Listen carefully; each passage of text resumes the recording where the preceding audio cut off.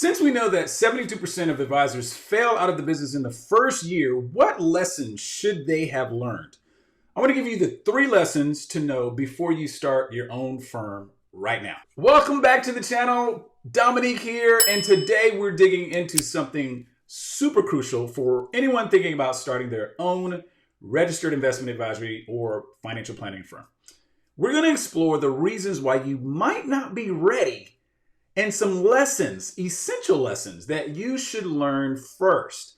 There are so many people that I've talked to in this industry that get started for the wrong reasons, and I don't want you to be one of those. So let's dig into the first lesson. The first lesson is understanding Price's Law. This is something that I picked up from an online mentor of mine, and Price's Law basically explains that 50% of the output of any given domain is produced by the square root of that domain. So what does that mean in plain English? Well, it means that if there were 100 salespeople on your team, then 10 people from that sales team are typically producing 50% or more of the outcome. Now, if we're thinking about financial services, this is very, very key because there's over 350,000 people calling themselves financial advisors. So from that, we can understand that there are 591 advisors or firms that produce 50% of the output in the whole financial services industry.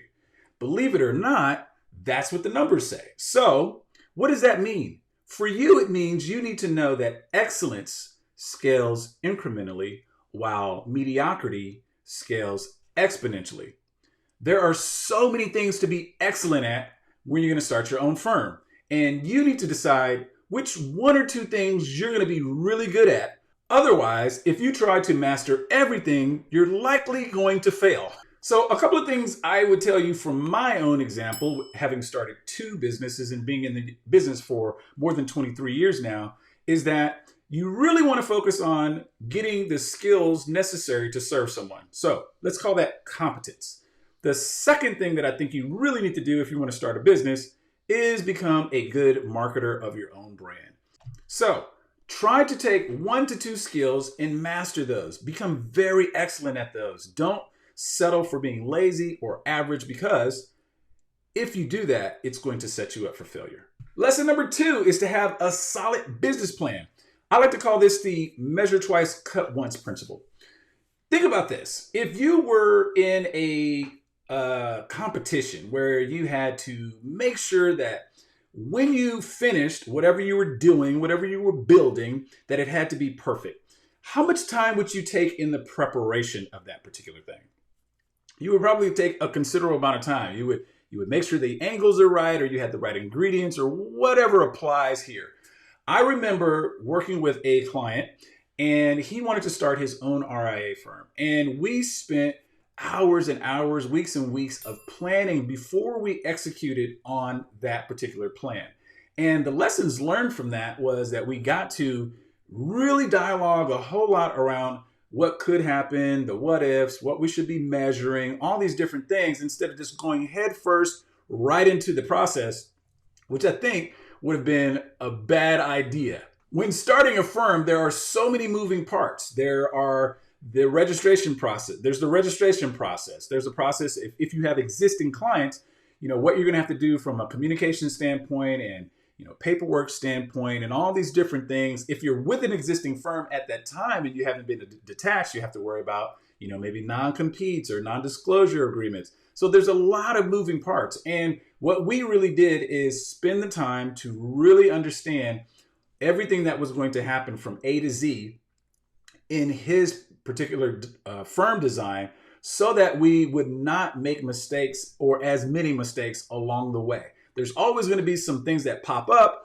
There's some things that you don't expect. But if you spend your time measuring twice, you only have to cut once. So there's a tremendous amount of value in preparation, forethought, and seeking wise counsel before you endeavor on a particular journey or goal or anything like that. Get some people around you that may have done it before, get their insight, see what mistakes they've made so that you don't have to make the same mistakes yourself. Hey there. Now, before we get back to the video, let me ask you this. Are you tired of feeling stuck? Like you're spinning your wheels in your financial practice? Do you wish you had a roadmap to guide you to real substantial growth? Good. I'm excited to invite you to my exclusive 5-day challenge, Create Your Ideal Practice. In this 3 moves challenge, I break down the 3 moves that I use to revolutionize my practice and that you can do the same for yourself. It's time to start building your ideal practice today. Okay, now back to the video. Lesson number 3 is to build the right team. Back in the day when I was coming up, there was this sitcom on that was the A-Team, right? It was this kind of hodgepodge, misfit band of guys that had different expertises, different walks of life, but they had all served in the military together, and they would always come together and solve this really big problem in like 30 minutes too, because that was how long the sitcom was. But all I would say is you have to realize that you've got to put the right team in place. I've seen so many businesses hit a wall or plateau at some point. What's the reason behind this inability to scale beyond their dreams? Well, because they don't have the right team in place. If they had their A team, they would be able to scale and do the things that they want in their business. This doesn't always mean hiring employees either. There could be some strategic alliances, partnerships, centers of influence, and various other types of teams that you will use to grow your business.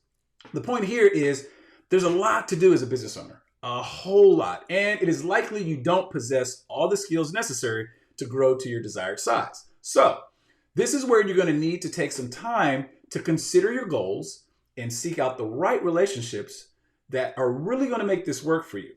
This means picking, maybe the right software vendor for your financial planning decisions, or finding the right custodial partners to hold your client assets if you're going to manage money. It also may mean finding the right graphic designer to help you create a solid brand and the collateral like logos and colors that you might need. You see where I'm going here? There's a lot of different things that will go on that you don't have to necessarily be the expert at. Although you may get to a point of hiring direct staff to support your business, before you get there, you're likely going to need maybe an independent contractor or two to get you to the point you need to in order to be successful. So, a couple of lessons from my playbook. Now, I was able to build 2 successful firms when I learned these 3 tough lessons, and I know that you can use this blueprint to avoid mistakes along your journey. Please don't forget to like, subscribe, and share your thoughts or experiences, because I would love to hear what these lessons meant to you in the comments below. And how they are affecting your entrepreneurial journey. Perhaps after hearing this, you're on the fence about starting your own firm. And if that's the case, be sure to check out my playlist on everything you should know about being an RIA. It's designed to help you become your own boss. Talk to you later. Bye-bye.